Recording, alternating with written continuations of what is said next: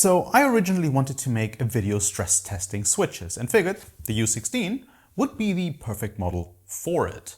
I bought this controller ages ago, as you might remember, but I never really used it, mostly because I just didn't like the hardware's touch and feel, and that hasn't really changed up until today. What really put me off was how cheap it felt overall. This one feels extremely cheap to me. That's the thing. Yeah, like the whole, the touch and the bottom of it, to me, it felt really cheap. I don't mind. But while I was doing the switch tests, I noticed something. Even with the shadow hunting switches installed, it still felt like I had to use a lot of force just to press a button. I wasn't sure if that was just my own bias playing tricks on me or if it genuinely felt heavier. It didn't make much sense to compare it to anything besides the R16, for instance, since that's the only other one I own with button rims. But even that felt completely different. A lot better, actually. So I did what any sane person would do. I ditched my main controllers and exclusively used the one I seemingly hate for the next few weeks. I know. Mind-blowing idea. It's been 3 weeks now and I still can't tell if it actually feels uncomfortable or not. But I have a sneaking suspicion it doesn't even matter because I honestly just don't like this controller at all. Which is probably why it feels off to me in the first place and not the other way around. First up, the controller is very light, like really light.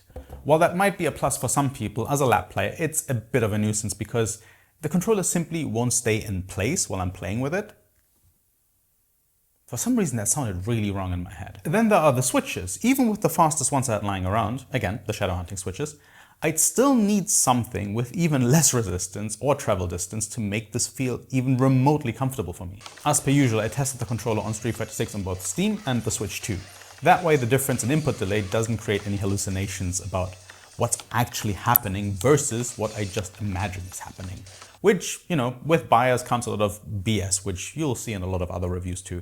To warm up my hand, specifically my left ring finger, before jumping into any queue, ranked matches, casuals, or in some rare instances even the battle up cabinets, I run through a specific routine. The whole point of that warm-up is to go through some of the more uncomfortable feeling cancels with C-Viper, so I don't have to strain my hands doing them during the match cold.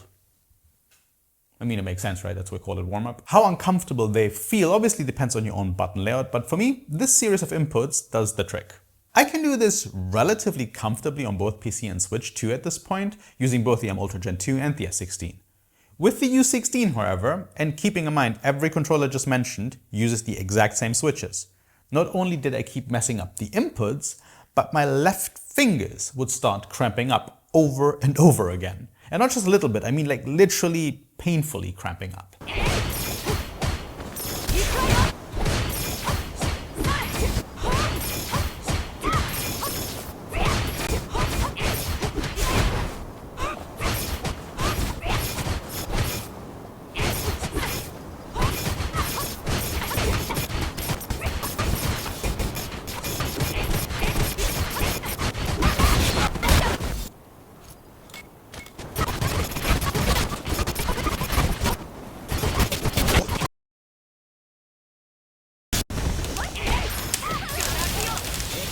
My god, this took so long just to get this once. I can't even really practice. I technically I'd need to create a comparison video now how quickly I can do it on this controller, right? Technically. But honestly, like my hands are cramped up, like my ring finger specifically. And this one too, even though even though my pinky doesn't actually do anything, both of them feel so cramped up right now because I keep like forcing myself just to like press the buttons hard enough so they actually do the thing at the correct time I want them to do it. It is so bad. It like, you know what? It's not gonna work now because like I said, my fingers are cramped up, but I still want to try it. So let's try. I was set to Nintendo Switch Pro controller, that's why. Yeah, okay.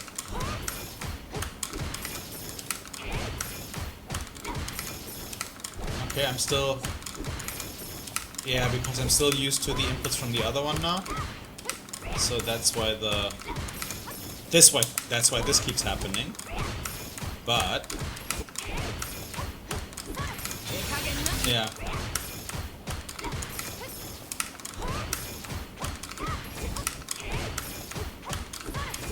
I'm pressing the motion too early now because I'm still in the mode of compensating for the stupid buttons on the other one. Oh, this is gonna take a while to get out of the system again. There.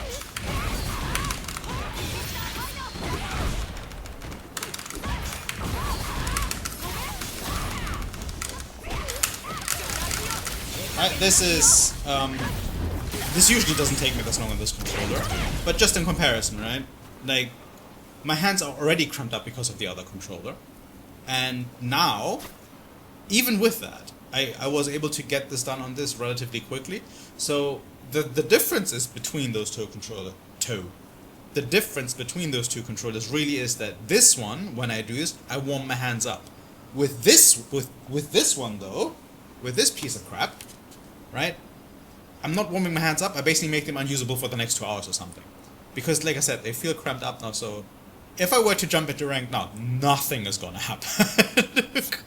I'm gonna drop down to like, what was I, 16-4? Actually, what's my actual? Oh, a new season started. A new phase started. I was at 1640, 1635 or something like that. If I played with this after a warm-up session, I'd probably go down to like 1400 probably, because like most of the things don't happen. Confirms won't happen. Punishes won't happen. Like actually, I drop every single combo, and with her, if you drop a combo, that usually means you die because the difference between +1 and -24 is death, basically. Going into matches didn't feel much better. I was messing up the simplest of inputs, not just occasionally, but almost always. Like SOCD quarter circle backwards hard punch? Nope.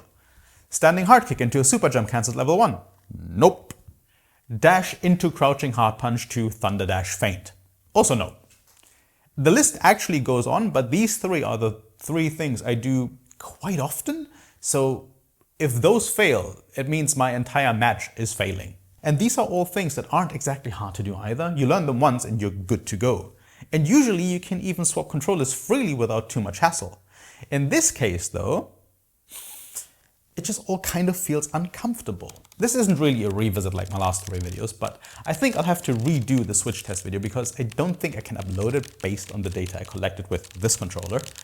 I might be too lazy to redo it too, to be honest, but since this was originally about the switches, I really want to hear from you, especially if you use the U16. Which switches are you using with it and why? I clearly prefer extremely sensitive ones because my maiden fingers lack the strength to push down a button that's stronger than a wet noodle.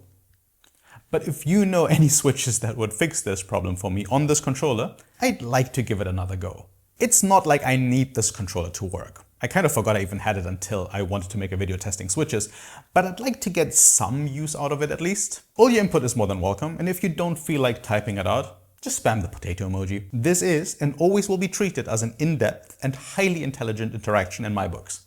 See you next time.